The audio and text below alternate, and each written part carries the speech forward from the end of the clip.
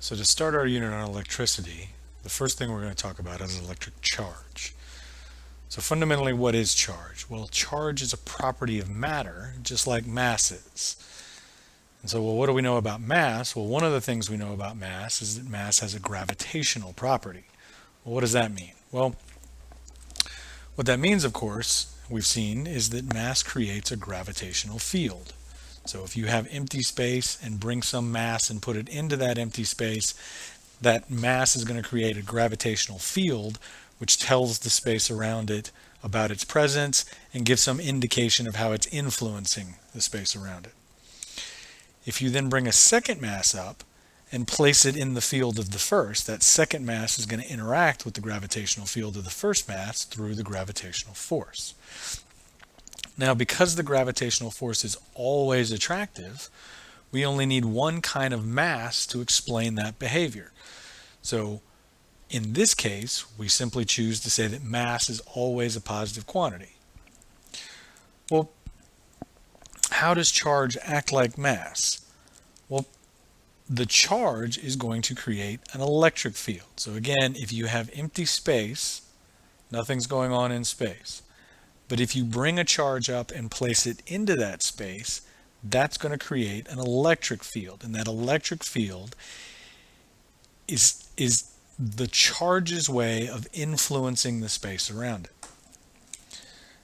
If you then bring a second charge and place it into the electric field of the first, that second charge will interact with the electric field of the first charge through the electric force.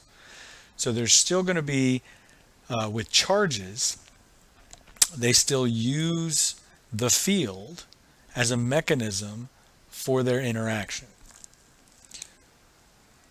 Now the difference here is that unlike the gravitational force, which is always attractive, the electric force can be both attractive or repulsive. So there's a different behavior that the electric force is capable of. It can not just pull charges together, it can also push charges away from each other. To explain this, we need two kinds of charge. And what we've chosen to do is label one of those kinds of charge positive charge and the other kind of charge negative charge. So electric charge has the following properties. And the first one is that those unlike charges attract one another and like charges repel. So if I start out and here I have three sets of charges, and what you'll notice is the first two are unlike, and the bottom two, the first set of charges are unlike, right? They're indicated by the color, they're not the same. The bottom two sets of charges are like charges. So I've got a pair of charges that are colored red, I've got a pair of charges that are colored blue, indicating that they're the same type of thing. Well, what this first property tells me is that if I let go of these charges, well, the unlike charges are going to move towards each other. That's an attractive force that pulls them together. The like charges, on the other hand, are going to be repelled away from one another. And so again, to explain this behavior, I need two types of charge, and we choose to label them positive and negative. So that's why we talk about positive charge and negative charge, because we need two types of charge to explain the behavior we see when charges interact with each other. So that's property number one. Property number two, charge comes in discrete packets that are multiples of a fundamental unit of electric charge that happens to be equal to 1.602 times 10 to the minus 19 coulombs. So little e is the fundamental unit of electric charge. Right? So part of what we're saying is you can't break charge up into a smaller quantity than this. So one of the things this tells us is that if you want to talk about the charge of an electron, well, an electron is negatively charged, and it has the value of 1.602 times 10 to the minus 19th coulombs. So we refer to the charge of an electron as negative E. Charge of a proton, that's positive E. Again, E itself is a positive value, right? It's a fundamental constant of the universe that's positive, and so we put the plus or minus sign out there depending on whether we're talking about an electron or a proton. The other piece of information that this gives us is that the SI unit of charge is the coulombs. And so in the same way that we talked about with gravitation, Newton and his universal law of gravitation, we're going to talk about Coulomb's law to explain the interaction between point charges and give us the way to calculate the electric force. So as credit for that, coulombs are our SI unit of charge. Third property, electric charge is always conserved. So again, we have another conservation law here. Now we can phrase this a couple of other ways. One additional way we can phrase this is that charge is neither created nor destroyed. It can only be transferred from one system to another. So when we talk about something losing charge or something gaining charge, that lost charge went somewhere and it went to another system, right? So it went from the system we were keeping track of to another system or the environment where we're not keeping track of it.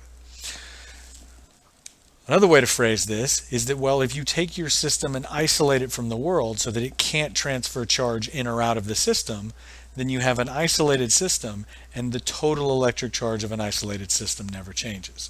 Again, this is like what we've said before with our conservation law about energy and momentum. So the total energy of an isolated system doesn't change and the total net momentum of an isolated system doesn't change. Same thing's true for charge. So when we talk about materials, right, so we can move these charges around. And so what that allows us to do with materials is make materials that are either positively charged, negatively charged, or electrically neutral. And so let's start by thinking about this atomically. Well, neutral material is another way of saying that you have the same number of positive charges and negative charges. And so our simplest example of this is the hydrogen atom. So the hydrogen atom, you have a proton represented by the red circle sitting out there in the nucleus. You have an electron that orbits the proton. Again, we're going to draw it as if it's a classical circular orbit. In fact, we know that it's an electron cloud that orbits around the nucleus. That detail isn't important to this discussion. This discussion is simply saying that however that electron orbits the nucleus, you've got one positive charge, one negative charge in a neutral hydrogen atom. Add that up and the total charge for a neutral hydrogen atom is 0. That's what makes it a neutral material. So you've got equal number of positive and negative charges.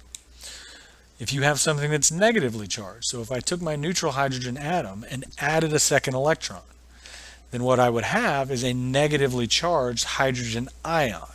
So it's still hydrogen because it's only got one proton sitting out there in the nucleus, but now because it has 2 electrons, the 2 electrons, negative 2e, plus the proton plus e, I still end up with a total net charge for my ion of negative e. So it's a negatively charged ion because it's got more electrons than protons.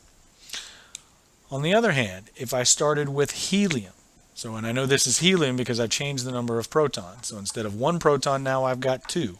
2 proton tells me I've got a different element. In this case, that element happens to be helium. We won't worry about the neutrons that are also present typically within a helium atom. But so just thinking about the positive charges here with the protons, I've got 2 protons, but and neutral helium would also have 2 electrons. But if I take one of those electrons away, then I have a positively charged helium ion because I have more positive charges than negative charges.